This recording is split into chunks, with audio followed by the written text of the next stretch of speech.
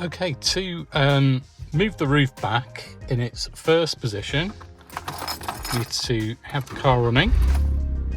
And I've got a button here. We'll press it once. You'll hear it come to a stop. There we go.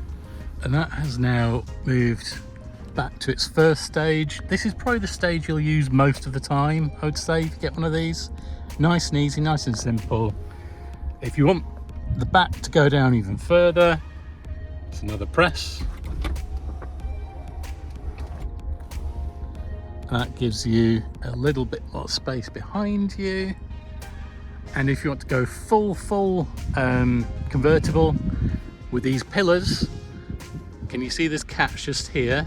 That moves backward, and that releases a pin in here, and you lift it up and out, and then you can store it in the boot compartment. Okay, so that's those pillars removed, and it does make it look a little bit different. So they've been placed in this little storage hatch, which is very clever, really. It's even marked, sort of tell you which ones go in, and then you close that up. There you go. Again, it's just nice to have another sort of orientation, I suppose. I quite like it without those pillars as well. Really does make it look like more of a convertible. Yeah, I think that looks quite good for a smart car anyway.